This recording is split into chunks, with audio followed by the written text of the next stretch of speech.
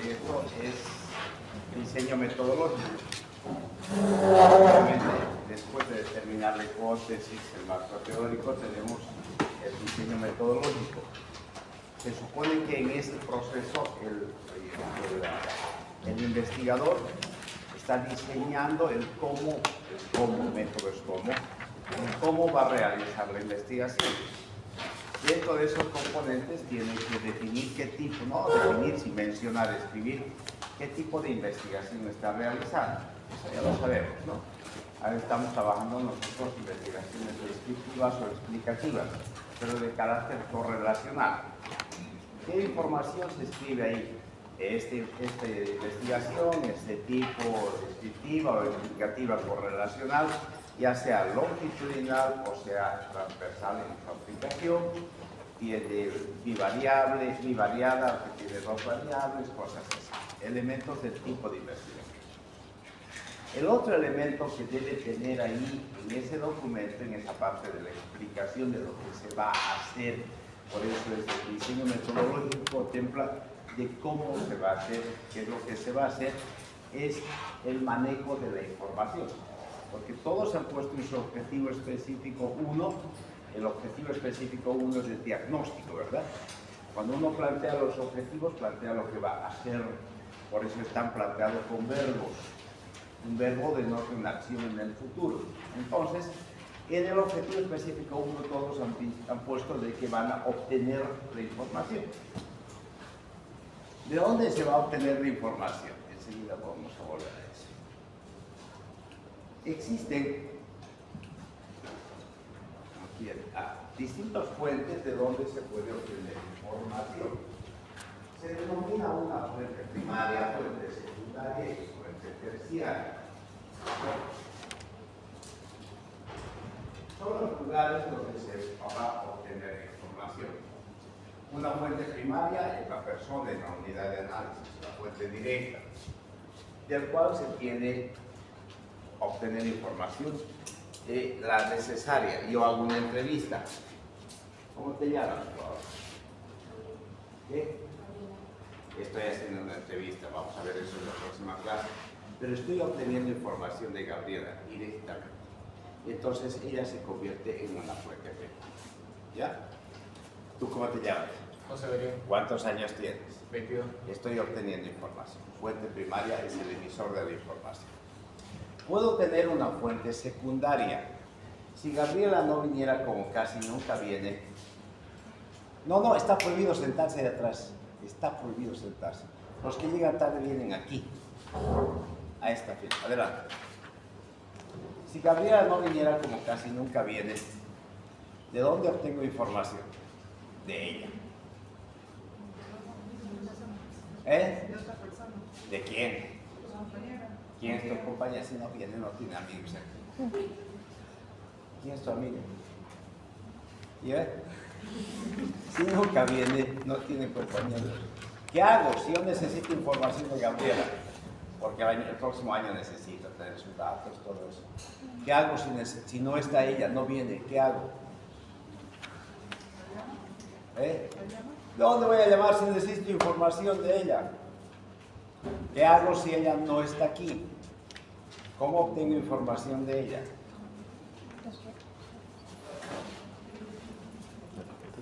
Vamos, piensen. En algún lugar habrá información. ¿Dónde hay información tuya? Pues, habla fuerte. En la dirección no hay, he buscado, no hay. ¿Dónde hay información de ella? ¿Dónde hay información de ustedes? ¿Redes sociales? ¿Redes sociales? Ah, eso es trucho, eso es falso. No voy a buscar información en redes sociales. Eso es. En el registro civil. ¿Cuánto se engaña la información? Registro civil, ¿verdad? Son lugares de información formal. El CPD tiene información de ustedes. Entonces, si yo no puedo apelar a una fuente primaria, que son directamente las personas, puedo apelar a una fuente secundaria. Lugares donde la información ya ha estado registrada y ya está almacenada. En algún momento se ha registrado la información de ustedes, su edad, sexo, dirección, número de carnet, todos los datos, y esa información será almacenada. Por ejemplo, registro civil, tendrán ahí, el CPD, CEGIP. ¿Dónde más hay información de ustedes? Gabriela, ¿dónde hay información tuya? La corte. Sí, pero eso es del CERES y del registro civil. ¿Dónde más hay información tuya? ¿Tuya? En el registro civil. Pues ya dijimos, pues. ¿Dónde más hay información formal? En la policía debes tener incluso con foto delante. Tú. No pierdes todavía, está pensando. Esos lugares son fuentes secundarias, donde podemos apelar la información que necesitamos cuando no se puede acceder a fuente primaria directamente. Y existe una fuente terciaria que se llama, es aquella información donde, fuentes, el lugar, donde la información ya ha sido recopilada y además ha sido procesada. Y está disponible para que accedamos. En este caso son revistas, investigaciones, publicaciones, etc. La información, además de ser recogida, ha sido publicada. Si yo encuentro en la biblioteca aquí una investigación, una revista donde hay una investigación que dice que el 21% de los estudiantes de medicina fuman drogas, ya tengo información de ustedes. De datos relativos, sé de ustedes que el 21% de ustedes fuma marihuana. Ya ese dato, ¿de dónde lo he obtenido? De una fuente terciaria. Porque se supone que en algún momento alguien ha obtenido la información, la ha procesado y la ha almacenado. Entonces son lugares donde nosotros obtenemos información. Cuando vayamos a aplicar lo que implica nuestro primer objetivo específico, dijimos, vamos a obtener información. Podemos obtener información de fuente primaria, de fuente secundaria y de fuente terciaria. ¿Ya? Ahora, tenemos dos formas de acceder a obtener información de la población. Uno, de forma exhaustiva, global, total, es decir, ¿qué significa obtener información de todos los integrantes de la población? La población es un conjunto de elementos con características de identidad común. Eso es la definición de población. Población, conjunto de elementos con características de identidad común. Elementos. Esto es población. Conjunto de elementos con características de identidad. Por ejemplo, para mí esta es la población, supóngase, de guardias. ¿Ya? Todos tienen que, para que sea población, tienen que tener una característica de identidad común. En este caso, que son redondos. Porque ¿cuál sería la característica común de la población de guardias? Que tiene su residencia en guardias. Porque puede que cuando estoy obteniendo información me encuentre con un sujeto así. Este sujeto está viniendo de Montero y se quedó a tomar cafecito en Guarnes, pero eso no quiere decir que sea población de Guarnes. ¿Sí? Entonces, tiene que tener una característica de identidad. Cuando yo obtengo información, puedo obtener información de toda la población y esto lo llamamos universo. Puedo manejar con todos los integrantes de la población y tengo el resultado real. Cuando ustedes plantean de los estudiantes de medicina, estamos hablando de 3.200 y tantos estudiantes, entonces habría que hacer 3.200 entrevistas, es muy pesado. Para esos casos podemos utilizar una muestra representativa de la población, pero que tenga características cual y cuantitativas similares representativas del universo poblacional. La muestra son elementos elegidos por un método, esto es muestra, cuyos componentes tienen las mismas características representativas del universo. Entonces, yo puedo obtener información de una muestra que nos va a dar proporcionalmente los mismos datos para poder obtener la información que nosotros queramos. Ahora, ¿cómo elegir los tipos de muestras? Esta es la parte más importante porque habría que ver, no es lo que nosotros queramos, habría que ver de dónde sacamos o cómo calculamos la muestra. Hay algunas formas para calcular el tipo de muestra que se va a manejar. Por ejemplo, el azar simple. Todos los tipos de muestreo por al azar son de suerte. Es decir, todos de aquí, si yo voy a sacar una muestra de 5 personas, todos tienen la misma oportunidad de pertenecer a la muestra. Entonces, podría obtener el muestreo al azar, sin direccionar nada. Agarro la lista de ustedes y saco 5 bolillos, entonces tengo los nombres de ustedes obtenidos al azar.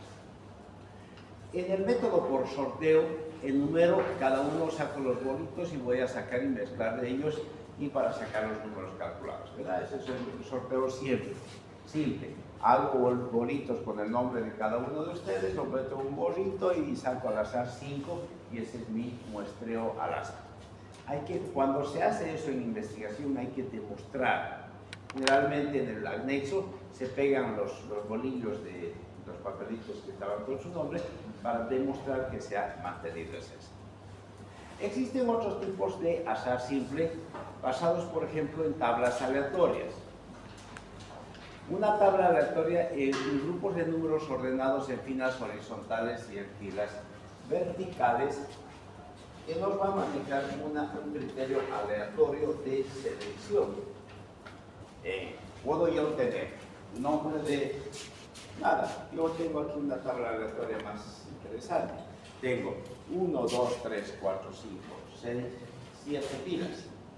Entonces, aleatoriamente yo saco el número del número 7. El 6. Entonces, aleatoriamente, los 6, todos los miembros de la fila 6 son parte de miembros. ¿Ya? O puedo sacar una fila de este otro lado. Entonces, estoy hablando de un muestreo por tablas aleatorias. Sistemático. El método sistemático se maneja ordenadamente considerando algún número de criterio que se vaya a repetir de manera sistemática. Tengo la lista de ustedes. 1, 2, 3, 4, 5, 6, 7, 8, 9, 10, 11, 12, 13, etc. ¿Ya? Y entonces elijo un número determinado. El 3. El próximo elemento de mi muestra va a ser el 6. El otro va a ser el 9. El otro va a ser el 2. Entonces estoy eligiendo una muestra de manera sistemática. Pero tiene que demostrarse que se ha manejado al azar. No es que yo no puedo hacer mi muestra, estos me creen que van a hablar más y estos nada más. No puede ser direccionado. Tiene que demostrarse que sean criterios elegidos al azar. Cuando ustedes levanten información, por ejemplo, tienen de estudiantes del segundo año, ¿a quiénes van a entrevistar? ¿A sus amigos? No, tienen que encontrar una muestra al azar. Por eso es que tienen que apelar a información de fuente primaria, fuente secundaria o fuente terciaria. Pero eso sí debe ser demostrado. El método estratificado se utiliza cuando se maneja en distintos estratos. Por ejemplo, para obtener información voy a considerar un estrato, un hospital, otro hospital o otro tipo de hospital. Puedo entrar, por ejemplo, a distintos estratos. Hospitales de primer nivel, de segundo nivel y de tercer nivel. De ahí voy a sacar algunas notas, entonces implican mis estratos. ¿Ya?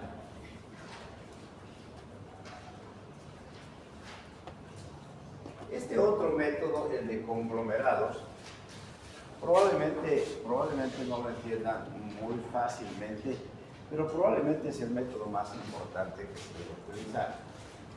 ¿Por qué las encuestas de estas de preferencia electoral han fallado todas?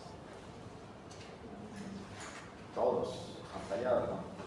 Todos decían que iba a salir Samuel primero y nadie hablaba de Pereira. ¿Y por qué con los resultados de las elecciones y por qué se da la vuelta, no? ¿Por qué? Porque solo se refiere a un grupo etario. ¿Perdón? Porque solo se refería a un grupo. A un grupo. Pues era un sitio.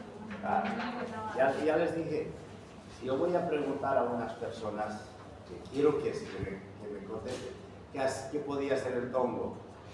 Va a la quinta municipal y allá hace la entrevista, ¿no? Y entonces, ¿qué van a decir? Vamos a votar por ustedes, van a votar por ustedes. Para evitar esos sesgos, lamentablemente así han funcionado, siempre funcionan así las encuestas y no entiendo por qué hasta ahora no se corrige ese elemento. Porque cuando hacen las preguntas a los equipos de Mori, a todas las empresas de encuestadores, ellos hablan, nosotros hemos hecho un levantamiento de información de tantas personas. Esto representa un X%, vamos a ver el tamaño poblacional enseguida, el tamaño muestral, pero esa muestra es representativa, el tamaño de la muestra es representativo. El número de personas encuestadas van a representar al universo, eso está claro. La cosa es seleccionar quiénes serán los entrevistados. El mejor dato, la mejor forma es establecer por conglomerado. Vale decir, todos tienen la misma oportunidad de pertenecer a un universo. Por ejemplo, si yo tengo una población X, qué sé yo, hablamos en el municipio de Yapacaní. Ya. Aquí tengo la población, por ejemplo, de Yapacaní. Hay 20.000 habitantes. Tengo que tener una lista de los habitantes. Hay una comunidad ¿qué comunidad habrá en Yapacaní? Chore. Hay 1.231 habitantes. Puerto Gretes. Hay 1.416. Bueno, 1.800 porque tiene que ser que crecer. San Antonio, habría 741. Campo Víbora, había 623. Así sucesivamente tengo que tener una lista de habitantes. ¿Ya? Dice por conglomerados, hacer una lista de las comunidades, pueblos, etcétera, etcétera, y el número de habitantes en cada una de las poblaciones. Calcule la población acumulada, eso es lo que hay que hacer. Hay que calcular el elemento, el número, el valor acumulado. Esto vamos a trabajar ahora el próximo mes, pero con mucha intensidad, en la acumulación de números. Cuando acumulo, yo tengo, esta es la población existente, el número de habitantes. En la primera, las voy a ir acumulando. En la primera, ¿cuántos habitantes tengo? 20. Voy a acumular esto más esto. Voy a tener ¿cuánto? 21.831 habitantes. Estoy acumulando la primera población con la segunda. A esto le acumulo la tercera población. ¿Cuánto me da? ¡Ey! Calcúlalo. Así despiertas. Vamos, saca el calculador. O suma. 23.247. 23.000. ¿Ya? 247. 247. Más la otra población. 29.988. 29.988. 23.988. Y la última, 24.610. ¿10? No, 611. Esto es población acumulada. Entonces tengo que acumular el número de habitantes. Después tengo que calcular mi número de conglomerado. Determinar el intervalo de muestra. Esto se calcula tocando la población total a encuestar entre 30. Póngase que tengo habitantes aquí 24.611. Para calcular mi intervalo de muestra tengo que dividir este número total de la población entre 30. Mi intervalo de muestra sería, tengo que dividir este total entre 30.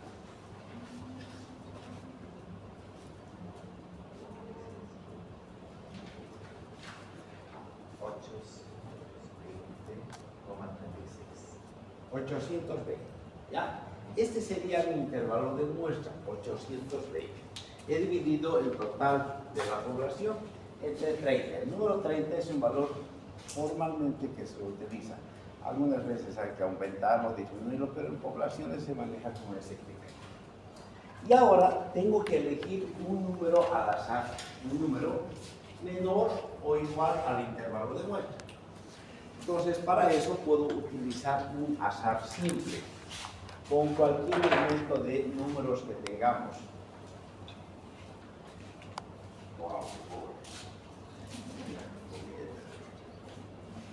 Número de serie. Los tres primeros números. 200. Por casualidad, ¿está bien? Sí. Entonces, incluso para certificación se saca una copia de esto y se lo adhiere en el final del documento. Mi intervalo de muestra son 200. Es menor a 820, ¿verdad? Es menor. Entonces, lo que tengo que hacer es,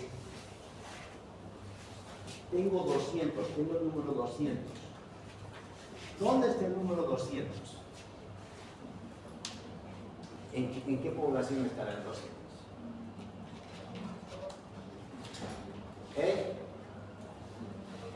¿En qué población estará el 200? De todo.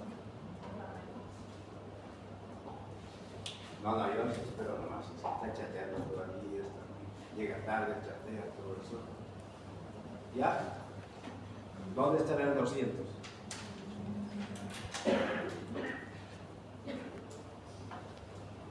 ¿Dónde estará el habitante número 200? En Yapacaní. Porque aquí hay 20,000 habitantes. ¿Sí? Entonces, el habitante, ese es mi primer componente. A ese 200 que tengo,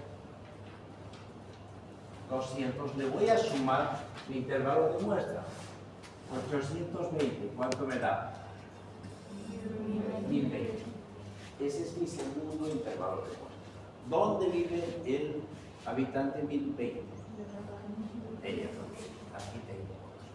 A ese le sumo mi intervalo de muestra, 820, 0, 4, 8, 1840. ¿Dónde vive el 1840? Ella. ¿Me están entendiendo? Como voy sumando un valor que es el intervalo de muestra, entonces se van a dar cuenta que van a salir muchos números que van a ir a la población de Yapacaní porque es muy grande. Entonces, supónganse que voy a tener en el resultado de esta suma 20.742. Supónganse. ¿Dónde está el 20.742? Ese ya vive, está dentro del 21.000. Aquí ya tengo una población, ¿verdad? Ahí está. Más 840. Aquí tengo 2, 8, 5, 21.582. ¿Dónde vive el 20.582? En el 21.582 más 820, 2, 0, 14, 22.402. ¿Dónde vive el 22.402? Ya vive en Puerto Grande. ¿Sí? Voy a encontrar. Por eso lo que he hecho es acumular los valores. Y entonces, donde hay poblaciones con muchos habitantes, voy a tener más muestras. En cambio, con poblaciones con pocos habitantes, voy a tener menos muestras. Esto es una forma correcta de poder sacar los conglomerados. En ese caso, si para preferencia electoral tenía que haber entrevistas, tengo que meter varias entrevistas en poblaciones grandes, pero también tienen que haber entrevistas en poblaciones pequeñas, de acuerdo al tamaño poblacional. Esta es la forma más adecuada de poder elegir las muestras, en este caso para este tipo de acciones de obtención de información por conglomerados. Cuando si ustedes tienen que hacer, entrevistar a una muestra de estudiantes de medicina, en varios de los grupos han trabajado, estudiantes de medicina, pero hay muchos estudiantes en primer año y hay pocos en quinto año, entonces hay que colocar por año. Los de primer año son tantos, de segundo año son tantos, de tercer año son tantos, y entonces la distribución se manejará para que sea equitativa de acuerdo al tamaño poblacional por conglomerado. Porque yo no puedo elegir a las personas a mi gusto. Yo no puedo agarrar y decir para que sea una muestra adecuada, voy a hacer 20 de primer año, 20 de segundo, 20 de tercero, 20 de cuarto, 20 de quinto. Eso no es representativo. Porque en primer año hay 800 estudiantes y en quinto año hay 250 estudiantes, entonces no es representativo, ¿verdad? Por eso es que se maneja este criterio por conglomerado. ¿Está claro? Ya vimos de dónde obtenemos la información. Ahora, estos son los primeros elementos principales para calcular, para determinar el lugar donde se obtiene la muestra. Dijimos por azar, por sistemático, por conglomerados, por estratos, etcétera, etcétera. Ahora vamos a hablar del tamaño de la muestra. Una cosa es el tipo de muestreo y la otra cosa es el tamaño de la muestra. Uno no puede agarrar y decir, ten ahí 3.000 estudiantes, a ver, vamos a encuestar a 100. No, ese número no puede ser así alegre, tiene que demostrarse siempre el tamaño. Es simple esto porque lo que hay que hacer es aplicar dos fórmulas, una para la población infinita y otra para la población finita. Se llama población finita aquella que se puede calcular su número con exactitud. Y la infinita es aquella población cuyo número se calcula con datos aproximados. La población, el número de estudiantes de la Gabriel de Medicina es una población finita, porque tenemos un número exacto. Uno va al CPD y nos da el dato del número de inscritos, el número exacto. Pero, por ejemplo, la población de Santa Cruz se la considera una población infinita. Exactamente ahorita no sabemos cuántos hay. Vamos a saber, qué sé yo, la población del barrio tantos. Aproximadamente hay tantas personas, pero no sabemos exactamente. Eso difiere el tipo de población. Entonces, en base a esa población, lo que hacen es aplicar esas dos fórmulas sencillas, que implica que Z, que es el número calculado, se eleva al cuadrado, con la probabilidad de éxito multiplicado por la probabilidad de fracaso sobre el estimado elevado al cuadrado. Así dice. Y en la población finita es lo mismo, 2Z2 por la probabilidad de éxito, del fracaso, sobre N es la población en total, dividido entre el estimado al cuadrado, N mayúscula es la población menos 1, más Z al cuadrado por la probabilidad de éxito por la probabilidad de fracaso. ¿Ya? ¿Qué significa cada uno de estos elementos? Eso va a determinar en una muestra poblacional el nivel de confianza y el margen de error. En esta fórmula hemos visto Z, ¿verdad? Z al cuadrado lo vamos a calcular después. Y hemos visto E. ¿Qué es Z y qué es E? Z es el nivel de confianza que tiene que tener la muestra. ¿Ya?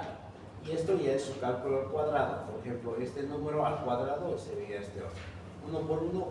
Ese es su cuadrado. Nada más que este es el dato que nos va a ayudar para elegir. tenemos, si es que nosotros queremos un 50% de confianza, queremos tener un 50% de confianza, utilizamos este número Z. Y si queremos nosotros tener casi un 100% de confianza, utilizamos este valor. Esto es lo que nosotros tenemos que elegir de acuerdo a nuestras posibilidades en esta tabla. El nivel de confianza que podemos darle a nuestra muestra población. Tiene que ser en base a lo que yo creo y que puedo. Tengo una población de 3 millones en Santa Cruz. Yo quisiera, pues, para que sea más exacta mi muestra, entrevistar a 1 millón por lo menos, pero a ver, entrevistar a 1 millón es muy difícil. Y entonces hay que utilizar esta fórmula para calcular. Y entonces Z nos va a dar el nivel de confianza. Normalmente es aceptable en las investigaciones manejar un 95% de confianza. Cuando pensamos un 95 o 97, que ya va a ser muy riguroso, y van a ver que no hay mucha diferencia significativa. Con un 95% de confianza tengo que usar 1.96. 1.96 al cuadrado es 3.84. Entonces, aquí en Z al cuadrado tendré que poner 3.86. ¿Ya? Para mi cálculo. 3.84. ¿Qué va a multiplicar por la probabilidad de éxito por la probabilidad de fracaso? Que esos son datos que vamos a conseguir dividido entre el nivel de éxito. Que ese es el otro número. El margen de, el error. Yo tengo un nivel de confianza, pero también tengo que calcular un margen de error. Si yo quiero que mi error sea mi representación muestral sea bien bajo, es el 1%, voy a utilizar 0.01. Y su cuadrado sería este, ¿no? Esto es el error al cuadrado. Si yo quiero un 13% de error, voy a usar 0.13, que este sería su cuadrado. En este caso, si utilizo un 95% de confianza, puedo emitirle a un 5% de error y voy a utilizar este valor cuando lo aplico en la fórmula. ¿Ya? ¿Está fácil? Poquito, no sean mentirosos, si están durmiendo. Esta es la parte más compleja, pero van a ver que es súper sencillo. Tienen que saber qué representa todo esto, porque ustedes, yo ahorita tendrían que calcular su población. Ahorita tendrían que calcular cada uno. En vez de estar durmiendo, tendrían que estar calculando. Es sencillo. Hoy en día, lo único que hacemos, porque esa es la base. ¡Ey!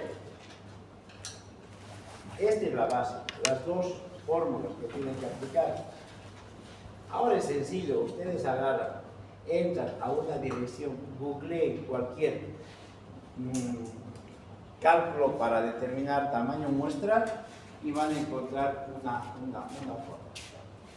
Y en base a eso, ustedes alimentan lo que necesitan y van a tener su población. A ver, googleen cualquier cosa, cualquier dirección. Vamos, todos. A ver, voy a buscar el cálculo.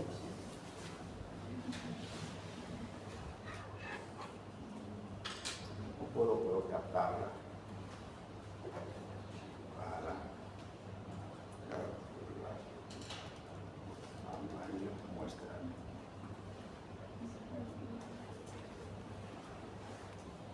Calculadora de tamaño de muestra ya tengo. ¿Listo? Vamos, ya. No era que nada de selección de la muestra. ¿Alguna pregunta? ¿Está claro? ¿Sí? Sí, solamente con la calculadora es fácil. Lo único que tiene que determinar, lo que no tengo en las diapositivas, pero toditos han visto en su calculadora de tamaño de muestra, se puede calcular eso. ¿Está bien? ¿Alguna pregunta? Ahora, ¿cómo hacemos para obtener esta información? Téngame paciencia un poquito nada más. Digo, ¿cómo vamos a obtener la información? Ya tengo el tamaño, mi universo. Tengo que determinar mi universo, mi muestra y el tipo de muestreo que voy a hacer. Ahora, ¿cómo voy a obtener mi información? Todas estas técnicas son para obtener información de la población. Puedo obtener mi información a partir de revisión bibliográfica. Si yo tengo que mi unidad de análisis es en el hospital japonés, y entonces tengo que sacar información de dónde. Si voy a hacer mi unidad de análisis es en el hospital japonés, probablemente de donde sea.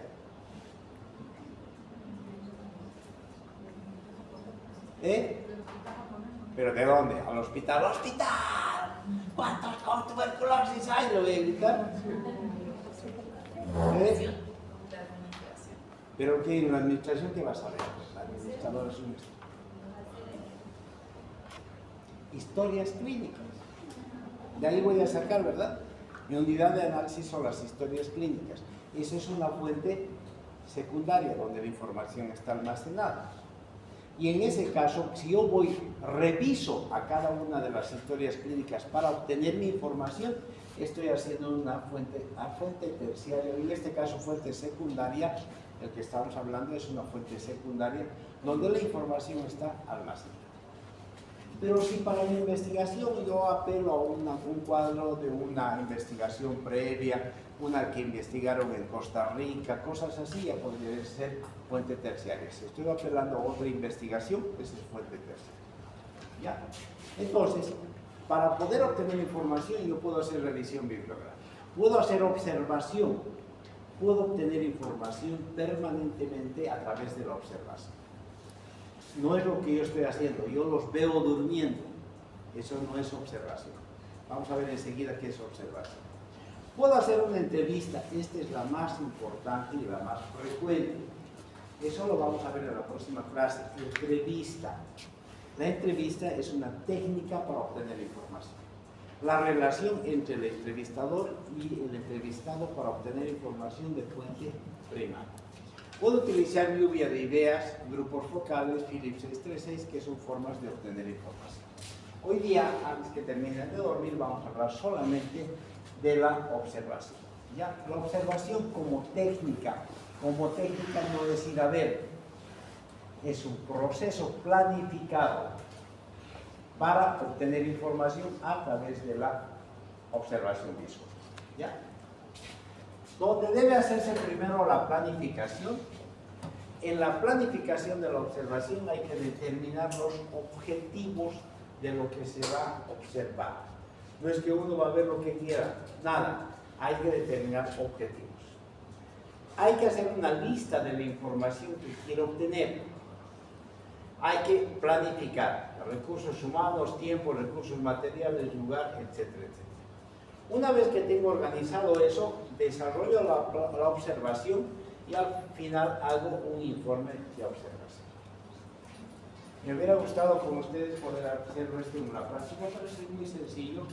Alguna vez hemos hecho con estudiantes de este grupo de salud pública. Lo que hemos ido a hacer no era una investigación grande, era una investigación descriptiva solamente, para ver por qué, como hoy día hay mucha infracción de tránsito. Y entonces lo que hicimos es organizar, tenía 3 grupos de estudiantes así numerosos, los organizábamos en grupos para que vayan a hacer observación. Por ejemplo, ustedes 4 tienen que ir en tal día a la rotonda de aquí de la BUS segunda línea. Nosotros 4 a la rotonda de la Roca Coronada. Nosotros 4, así los distribuíamos en lugares donde hay mucho tráfico vehicular. 4 personas, ¿sí? Y entonces tenían que hacer observación del flujo vehicular durante 2 horas, de 12 a 2. O, de acuerdo a la población, se puede hacer en una, pero en un lugar donde hay mucho tráfico vehicular. Los objetivos: identificar las infracciones vehiculares que existen en las arterias de la ciudad de Santa Cruz. ¿Qué información necesitábamos tener? Todas las infracciones menores, y ahí sí teníamos que clasificar. ¿Cuáles son las infracciones de vehiculares menores? Infracciones menores, ¿cuáles podrían ser? Mal parqueado. Era de flujo vehicular.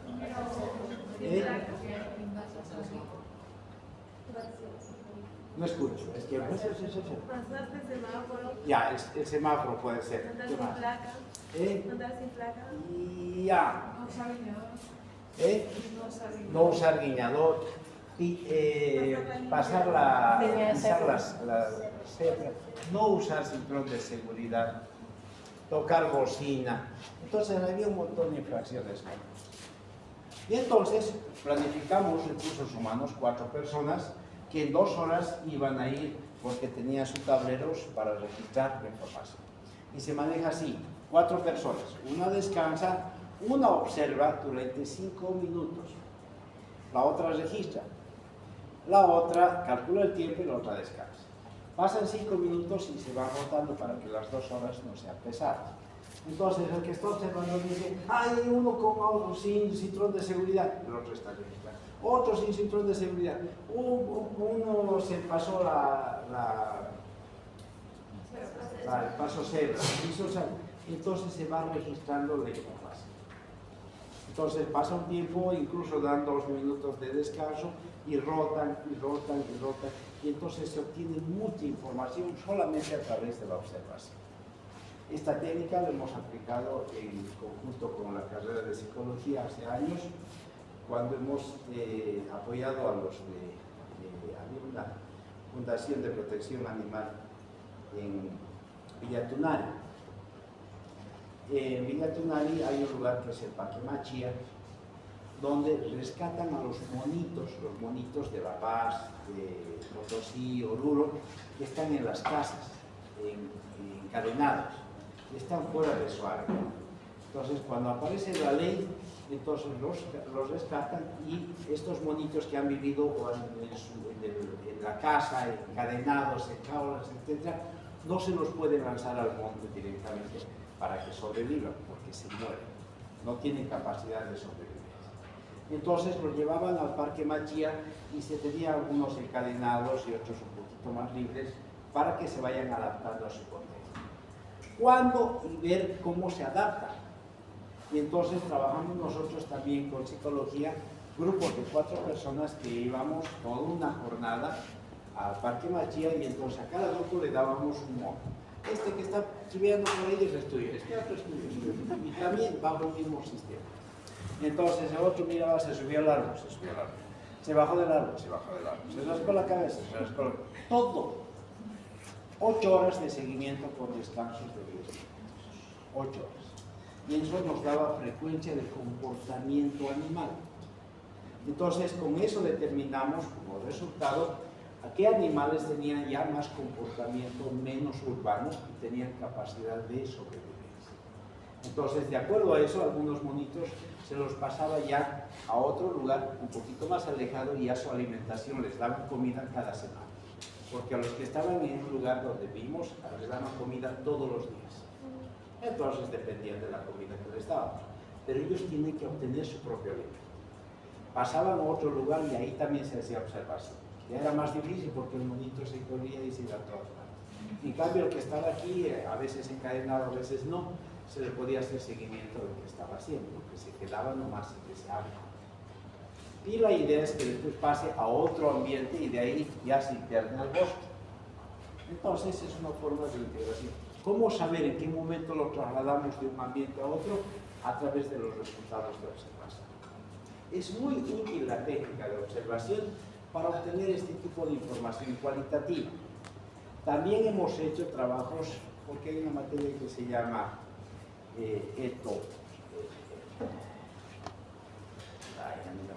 la conozco como etobiología, algo así.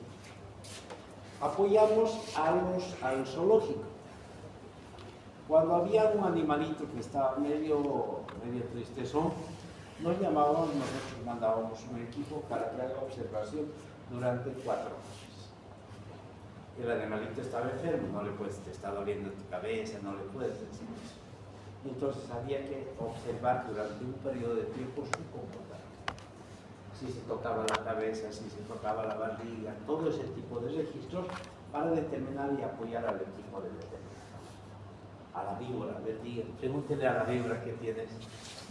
Porque la víbora se quedó todo el tiempo ahí, algo tiene que ver, había que hacer una observación mucho más determinada. Entonces, ese tipo de técnicas se manejan para obtener información, que es la observación. ¿Está claro? Hay tipos de observación. La observación directa. Yo puedo hacer algo observación directa. Ha dormido 15 minutos, la otra estaba durmiendo 17, la otra estaba con su celular. Yo puedo obtener información, ¿verdad? Es observación directa. Mucho se utiliza y nosotros utilizamos, ¿no? Yo tengo un niño y antes de diagnosticar, antes de colocar mi transductor, porque lo hago así, lo observo al niño, ¿no? Para ver qué es lo que hace, su comportamiento. Entonces, eso es importante del diagnóstico en pediatría. Existe observación capacitante en procesos educativos, capacitante con C. ¿Qué estoy haciendo? Estoy haciendo observación y al mismo tiempo estoy haciendo capacitación, ¿verdad? Ese es el ejemplo de observación capacitante. Hay observación en loro del pirata. ¿Dónde está el loro del pirata? ¿Cómo es el loro del pirata? Está ahí. Nosotros aplicamos mucho. Cuando van a quirófano, ¿qué hacen ustedes? Calladitos detrás del hombro del cirujano, ¿verdad?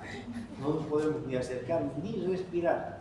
Uno entra al quirófano, ya, esta es la última respiración hasta que salga y se queda así porque no le pueden ni respirar, ¿verdad? Esa es observación en loro de pirata. Para fines de registro de información o a veces para evaluación. Vayan a ver a un banco. En el banco van a encontrar la cajera, está ahí atrás hay una chica callada, que está ahí. No le puede hablar, no, ay, te cuento que la fulanita, no, se va a equivocar al contar la plata. Tampoco le puedes decir, te ayudaré a contar tantos billetes. No, una sola persona cuenta. Entonces está calladito observando. Esa es observación en loro de pirata. La otra tipo de observación es el cliente misterioso. Cuando la observación se realiza sin cambiar el efecto del elemento observado. Si entrara el doctor, hoy día es su último día, José Oropesa, entrara por la puerta y dijera, no se preocupe, buenos días, he venido a observar la clase, con fines de seguimiento de calidad, ¿no? Y vendría, sentaría ahí atrásito para observar esta clase. ¿Qué pasaría con nosotros? Si viene el director, ¿qué pasaría con nosotros? Nos comportamos. Cambiamos nuestra actitud, ¿verdad? Ya nadie duerme, y después dice, qué buena frase. Y se sale, ya sabes. Entonces, a veces el observador cambia el proceso de observación. Entonces, se hace observación en cliente misterioso.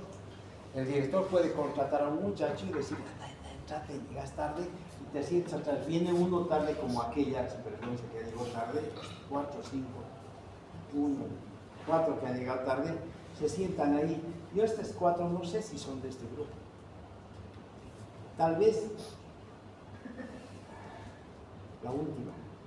Parece que es la espía del doctor Ortiz. Y ella no está viniendo a la clase porque me ve, dijo, anota. Ve a alguien, anota. Puede ser un cliente en este caso, ¿verdad? Entonces va a salir de aquí corriendo a la dirección de carrera y va a decir, ¿sabes qué? Se han dormido tantas personas, ya han aburrido, han hecho. Estaban chateando mientras hablaban. Y después cuando le han preguntado, ¿es mi calculadora de cálculo muestral?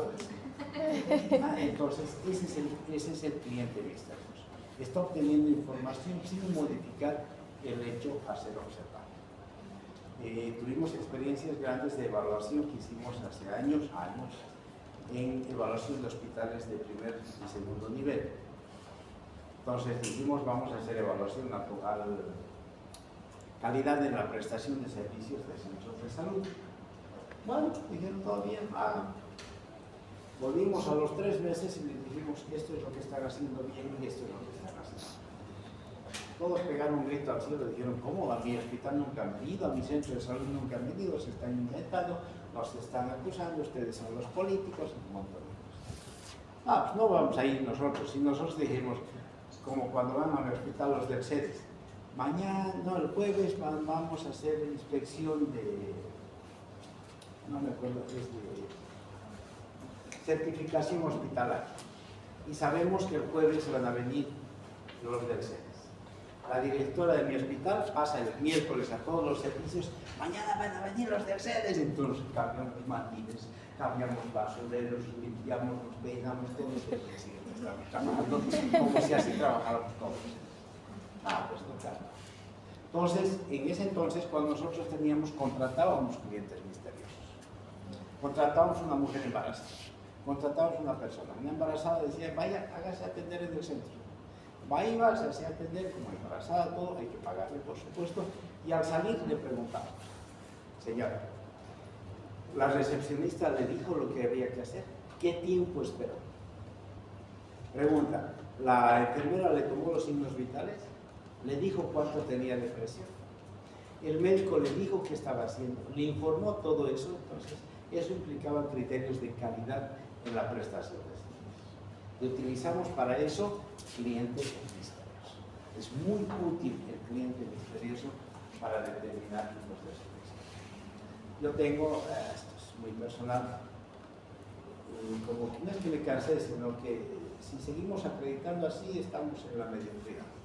Nuestro nivel de acreditación que nos han entregado la anterior semana es muy buena, pero el Mercosur tiene criterios de calidad mínimos. Dice, lo mínimo que tiene que tener para ser de calidad es esto. Está bien, fantástico, abrazos, todos. La verdad es que yo y mi equipo hemos trabajado, somos 5 personas en mi equipo. El doctor López está, tengo uno, Isma, Renato, Yamil y Jimena. Conmigo nos trabajo para la acreditación, la mayoría de nosotros. A la foto ya han salido todos. No se imaginan, ustedes no estuvieron aquí cuando se colocó la placa. Yo no quise que se coloque la placa, pero esta gestión de carros de cabeza de carro tenía que ser con fotos. Tenía que ser, todito lo que hacen es fotos. Lo más importante de la gestión, las fotos. Bueno, pero muy independiente de eso, sale la noticia de la Argentina, ¿no? ¿Sabían ustedes? Los ecuatorianos que han hecho trampa para el examen de residencia. Se han entrado con lentes Ray-Ban que permitían leer las preguntas y comunicarse para que los contesten. Los han pillado. ¿Y qué ha hecho el gobierno? Gobierno de la Argentina. Ha anulado ese examen, ha vuelto a tomar y se ha demostrado que esos que sacaban 92, en el segundo examen sacaron 40. Fuera. Están en proceso. Pero ¿qué es lo que ha hecho el gobierno? Resolución. Ningún extranjero viene de universidad de Latinoamérica, a no ser que sea la universidad aprobada por el World International Federation Medical. Ya no es por Mercosur. Mercosur ya nos ayuda, etc., pero tenemos que tener el aval de la World International Federation Medical. Es una entidad certificadora a nivel mundial. Yo ya la conocía la entidad cuando estuve en España, con la Complutense. Ellos cada 6 años certifican a esa medicina, solo para medicina. Entonces, yo ya la tenía en la mira. Y me he fijado que para poder hacer eso tenemos que cumplir los requisitos. Ellos certifican calidad, no con criterio mínimo, sino con criterio de calidad. He analizado y digo, podemos acreditar. Pero para eso tiene que cambiar. El próximo año entra el nuevo diseño curricular, tiene que cambiar todo. Y ahí me he dado cuenta que lo que primero tiene que cambiar, ¿quién creen que es? Es la base de todo. Si cambia el docente, va a cambiar. ¿Qué hago para que cambie el docente? ¿Qué hago? ¿Qué hago? No vienen a clases, venden textos, no lo sé. Mandan a sus allegados, hacen investigaciones truchas, promueven toda la mediocridad. ¿Cómo hacer que lo que hagamos tenga que ser bien? En realidad hay que hacer implementar la oficina de sistema de calidad institucional. Yo estoy terminando una maestría de calidad universitaria y está claro lo que hacen en Europa todos, tienen sistemas de calidad permanentes. Tenemos que hacer evaluaciones anuales de calidad, de programas, de profesores, de métodos, de todo tenemos que hacer. Cada 3 años tenemos que hacer, cada año hay que hacer una auditoría interna, cada 3 años auditorías externas. Se mide todo el tiempo. Entonces, yo estoy trabajando en un proyecto, sí, la nueva gestión, voy a ir donde el decano y decir, bien, yo puedo apoyar, yo no gano un peso aquí, nada, por si acaso. Yo puedo apoyar si es que se logra incluir una oficina de calidad. Empecemos con docentes. Certificación voluntaria. La evaluación que hacemos al docente es bien chistosa, ¿no? ¿Ustedes me evalúan a mí? ¿Sí? Sí. ¿Nunca me han evaluado? Sin vergüenza. Me van a bloquear. ¿Nunca me han evaluado? A mí me evaluaron, ¿verdad? En nuestro sistema de evaluación, ustedes me evalúan, yo me evalúo y el director me evalúa. ¿Qué creen que me coloco yo mismo? Entonces, quiero implementar un sistema de evaluación docente voluntario. Docente quiere ser certificado por la institución como docente, tiene que pasar la evaluación. Es decir, eso evalúa programas, evalúa cartillas de guía docente, evalúa un portafolio que yo tendría que tener de todo el proceso académico, con producción individual, incluso información escrita que yo tendría que hacer como docente para ser catalogado buen docente. Aparte, la evaluación, la satisfacción de estudiantes, de los directores, la autoevaluación, y aparte tendría que haber además un criterio de supervisión de pares y supervisión técnica. A mi clase tendría que venir un psicopedagogo para ver cómo estoy manejando la metodología educativa. Y además tendría que venir otro docente de mi grupo, o sea, otro docente, también a ver qué es lo que está haciendo. Toda esa información se reúne y si llega a una calificación, este docente es certificado por la universidad. Y que sea voluntario, el que quiera, ¿no? No le voy a obligar a uno. Si nosotros llegamos que nuestro 50% de los docentes son certificados con ese sistema de evaluación, ya podemos alcanzar a evaluarnos, a acreditarnos por la World International Federation Medical. Ya podemos. Eso quiere decir que el docente está haciendo bien, por lo menos la mitad tiene ya, pero bien haciendo las cosas. Pero eso es todo experimento. ¿Está claro? Sí. ¿Está bien? No se olvide, lo que hemos sacado es que la información lo tenemos en fuente primaria, fuente secundaria o fuente terciaria. ¿Sí? Para determinar la muestra podemos utilizar por trazar sistemático, conglomerados para determinar dónde vamos a obtener nuestra muestra.